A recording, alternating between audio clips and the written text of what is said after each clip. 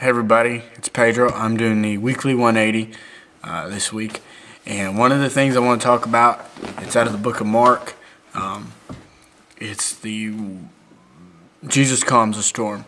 Mark 4:35 through 41 is pretty much the whole story. But basically what I really want to highlight on and talk about just for a couple minutes is the trials and tribulations that we go through. One of the very most common topics talked about in Christianity or religion or however you want to say it. But let me go ahead and read to you Mark 4:37 through 41. And it says, "And a great windstorm arose, and the waves beat into the boat, so that it was already filling.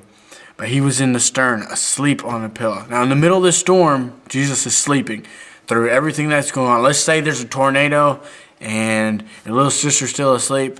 That's basically what's going on here. Let's go on.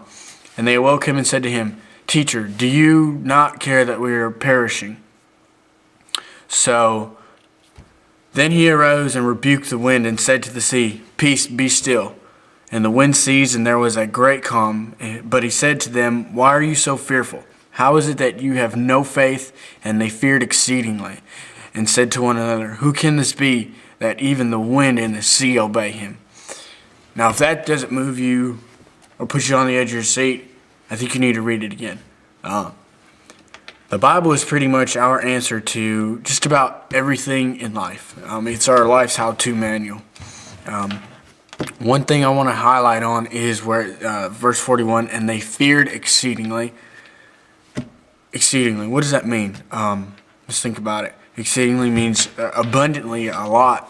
In this case, just a lot. They was really, really scared, and just had a lot of fear, and with fear comes doubt, and that's one of the downfalls to life. But through everything that's going on in your life, whether it's a tragic death, whether it's of an animal or a family member, or whether you lost your job, or whether there's other little trials that you're going through in life, you have to understand that these are seasons, and that seasons only last for a short while.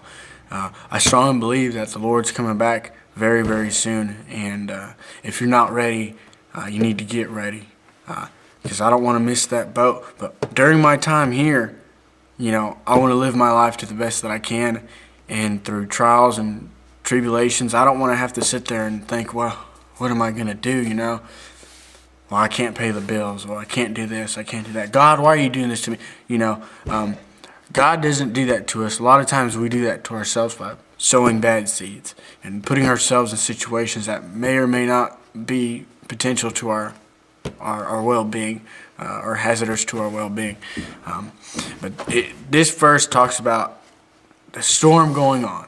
That if you trust Jesus, you can basically sit there and sleep on that pillow with him, and that you don't have to worry about everything else that's going on. A lot of times as Christians, we'll take one little thing, whether it be, well, I can't pay my cell phone bill. Really? Your cell phone bill? Or sometimes it's a little bit greater than that. Sometimes I can't afford my mortgage payment. I'm going to lose the roof over my head. Well, whether you do or whether you don't, God's still going to be there for you. He hasn't turned his back on you, and he's not going to turn his back on you. But just something to think about. Basically, question for the week is, how many storms in life do you go through that you have to wake Jesus up and say, "Hey, are you not paying attention here?" Our God's all-knowing, and he knows everything that's going on. If sometimes we'll just trust him and let him do his thing, everything will turn out all right. Guys, that's it for me. It's the weekly 180. Hope you enjoyed it, and can't wait to find out who's on next week's.